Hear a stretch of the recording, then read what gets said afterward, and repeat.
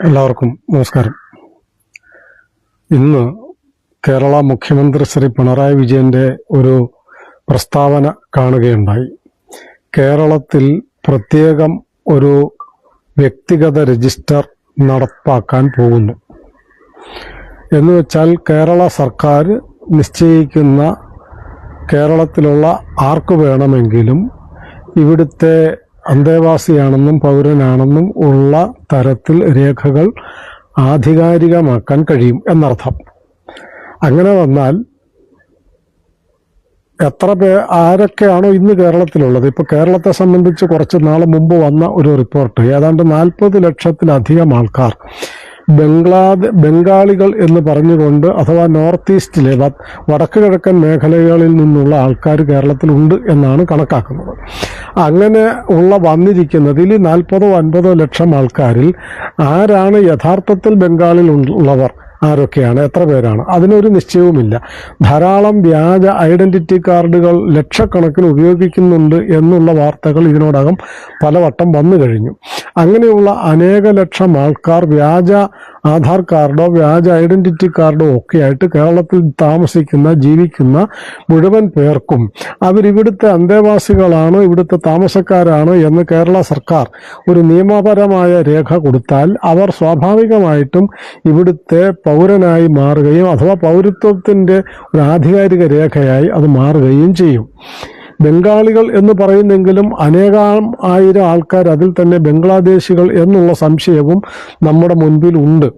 എന്ന് വെച്ചെന്നാൽ പണ്ട് എങ്ങനെയാണോ പശ്ചിമ ബംഗാളിൽ ഈ തരത്തിൽ വിഘടനവാദവും ഭീകരവാദവും തീവ്രവാദവും വളർത്താൻ പാകത്തിൽ നുഴഞ്ഞുകയറ്റക്കാരും ബംഗ്ലാദേശികളും കടന്നു കയറിയത്, അന്ന് അവരെ സംരക്ഷിച്ചത് കമ്മ്യൂണിസ്റ്റുകളായിരുന്നു. 2-3 തരത്തിലാണ്. ആദ്യം അവരെ വഞ്ചിച്ചു.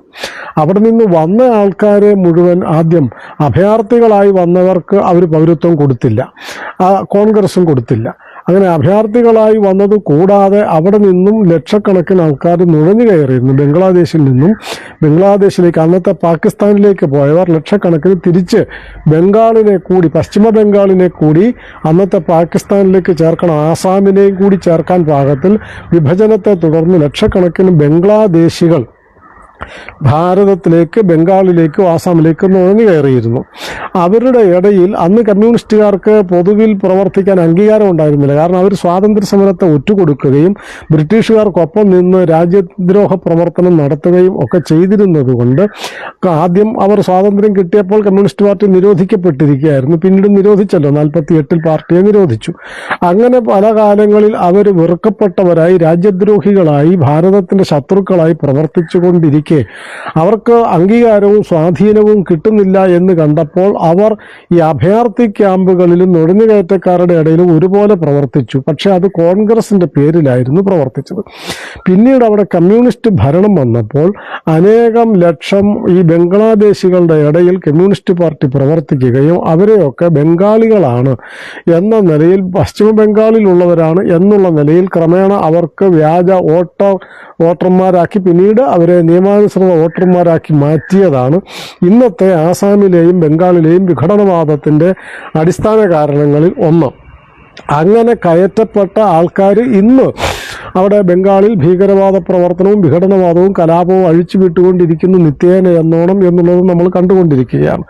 അങ്ങനെ ഒരവസ്ഥ കേരളത്തിൽ സംജാതമാക്കാനുള്ള ഒരു എളുപ്പ വഴിയാണ്, അതായത് തീവ്രവാദികൾക്കും ഭീകരവാദികൾക്കും വിഘടനവാദികൾക്കും വേണ്ടി ഏറ്റവും എളുപ്പം ചെയ്തു കൊടുക്കാൻ, ഈ പൗരത്വ രജിസ്റ്ററൊക്കെ വരുമ്പോൾ നുഴഞ്ഞുകയറ്റക്കാരും വ്യാജ പൗരന്മാരുമെല്ലാം പുറത്താക്കപ്പെടും എന്നവർക്കറിയാം. ഇപ്പം തന്നെ ഏതാണ്ട് 26 ലക്ഷം ആൾക്കാരെ കാണാനില്ല എന്ന് പറയുന്നു. ആ 26 ലക്ഷം ആൾക്കാരെ ഈ പറയുന്നത് പോലെ വ്യാജ വോട്ടർമാർ, മരിച്ചുപോയവരുണ്ട്, നാട് വിട്ടുപോയവരുണ്ട്, സ്ഥലം മാറിപ്പോയവരൊക്കെ ഉണ്ടെന്നാണ് പറയുന്നത്. അവരൊക്കെ പക്ഷേ ഇവിടെ വോട്ട് ചെയ്തിരുന്നിരിക്കാം ഒരു പക്ഷേ കമ്മ്യൂണിസ്റ്റുകാരുടെ സ്വാധീനത്തിൽ. ഇനി അങ്ങനെ ചെയ്യുന്നതിനൊരു തടസ്സം ഉണ്ടാകാൻ പോകുന്നു എന്ന് മുൻകൂട്ടി കണ്ടുകൊണ്ടാണ് ഈ പൗരത്വ രജിസ്റ്റർ വരുമ്പം വ്യാജ പൗരന്മാർ പിടിക്കപ്പെടും, നുഴഞ്ഞുകയറ്റക്കാർ പുറത്തു പോകേണ്ടി വരും, ഭാരതീയരല്ലാത്തവരൊക്കെ തിരിച്ചറിയപ്പെടും എന്നുള്ള ബോധ്യം വന്നതുകൊണ്ടായിരിക്കാം കമ്മ്യൂണിസ്റ്റ് പാർട്ടി, പ്രത്യേകിച്ചും കേരള മുഖ്യമന്ത്രി പുതിയ ഒരു രേഖ തയ്യാറാക്കാൻ പോകുന്നു. ഇവിടുത്തെ ഇവിടെയുള്ള ആളാണെന്ന് ഒരു രേഖ ഉണ്ടാക്കാൻ പോകുന്നു. അങ്ങനെ വന്നാൽ ഈ 40-50 ലക്ഷം ആൾക്കാർ മറ്റ് പ്രദേശങ്ങളിൽ നിന്ന് വന്നു എന്ന് കണക്കാക്കുന്നവർ അവർ ഭാരതീയരാണ് എന്നുറപ്പില്ല. അവർ വ്യാജ കാർഡുകളാണ് അവരുടെ ഇഷ്ടം പോലെ പിടിക്കുന്നുണ്ടല്ലോ. അപ്പോൾ അതുകൊണ്ട് ഒറിജിനൽ ഭാരത പൗരനാരാണ്, അതായത് യഥാർത്ഥ പൗരനാരാണ്, വ്യാജ പൗരത്വം കയ്യിലുള്ളവരാരാണ്, നുഴഞ്ഞു കയറി വന്ന് തീവ്രവാദ പ്രവർത്തനം നടത്തുന്നവരാരാണ് എന്നൊക്കെ ഉള്ളത് കണ്ടുപിടിക്കപ്പെടാൻ പോവുകയായിരുന്നു ഈ കേന്ദ്ര സർക്കാരിൻ്റെ SIR ഈ പറയുന്ന പൗരത്വ രജിസ്റ്റർ സംവിധാനത്തിലൂടെ. അത് തിരിച്ചറിഞ്ഞുകൊണ്ടാണ് തങ്ങൾക്ക് ഇനി അങ്ങോട്ട് പിടിച്ചു നിൽക്കാൻ കഴിയണമെങ്കിൽ ഈ തീവ്രവാദികളുടെയും വിഘടനവാദികളുടെയും എണ്ണം കൂടി ആവശ്യമാണ്. അതിനുവേണ്ടി ഇത്തവണ കമ്മ്യൂണിസ്റ്റ് പാർട്ടി ചില ബംഗാളിൽ നിന്നുള്ള ആൾക്കാരെ തന്നെ സ്ഥാനാർത്ഥികളാക്കി നിർത്തിയിരുന്നല്ലോ. അങ്ങനെയൊക്കെ ചെയ്തുകൊണ്ട് ഇനി അങ്ങനെ ഒന്നും ഒറ്റയ്ക്കല്ല, ലക്ഷക്കണക്കിന് ആൾക്കാരെ ഈ നാടിൻ്റെ പൗരന്മാരാക്കി മാറ്റി തീർക്കുന്നതിനുള്ള ആദ്യ പടി എന്നുള്ള നിലയിലാണ് ഈ പറയുന്ന ഒരു ഇവിടുത്തെ ആളാണ്, താമസക്കാരനാണ് എന്നുള്ള പുതിയ രജിസ്റ്റർ ഉണ്ടാക്കാൻ പോകുന്നത്. ഇത് ദീർഘകാല അടിസ്ഥാനത്തിൽ രാജ്യത്തിനൊട്ടാകെ അപകടം ഉണ്ടാക്കുന്നതാണ്. കേരളത്തിൻ്റെ സന്തുലിതമായ ജീവിതത്തെ തകർക്കാൻ പോകുന്ന ഒരു കാര്യമാണ്.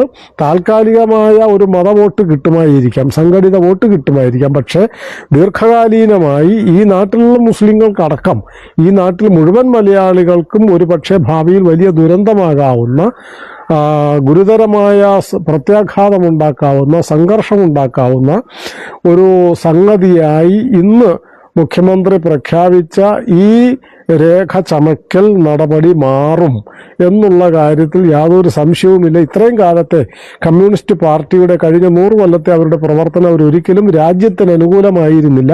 രാജ്യദ്രോഹ പ്രവർത്തനങ്ങൾക്കെന്നും കൂട്ടുനിന്നിട്ടുണ്ട്, വിഘടനവാദ പ്രവർത്തനങ്ങളെ എന്നും പിന്തുണച്ചിട്ടുണ്ട്, ഭീകരവാദ പ്രവർത്തനങ്ങളെ എന്നും സംരക്ഷിച്ചിട്ടുണ്ട്. അതാണ് കമ്മ്യൂണിസ്റ്റ് പാർട്ടി എന്നുള്ളത്.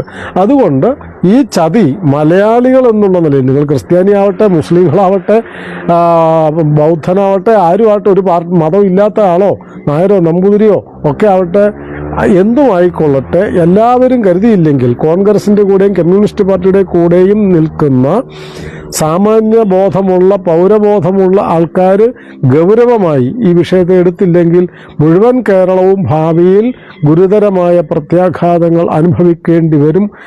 അതിനനുവദിക്കരുത് എന്നുള്ളതാണ് ഈ കാര്യത്തിൽ ആൾക്കാരോട് പറയാനുള്ളത്.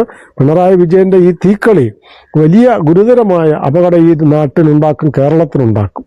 അതുകൊണ്ട് മറ്റ് കോലാഹലങ്ങളുടെ ഇടയിൽ, കരോളിൻ്റെയൊക്കെ പേരിൽ നടത്തുന്ന നുണപ്രചാരണങ്ങളുടെയൊക്കെ ഇടയിൽ ഈ പറയുന്നത് പോലെ സ്വർണ്ണപ്പാളിയുടെയൊക്കെ ശ്രദ്ധ തിരിക്കാൻ വേണ്ടിയിട്ടാണെങ്കിൽ പോലും ഇത് നടപ്പാക്കാൻ പോകുന്നത് വലിയ അപകടകരമായ ഒരു കാര്യമാണ് എന്ന് തിരിച്ചറിഞ്ഞ് അതിനെ ചെറുക്കേണ്ടതുണ്ട്.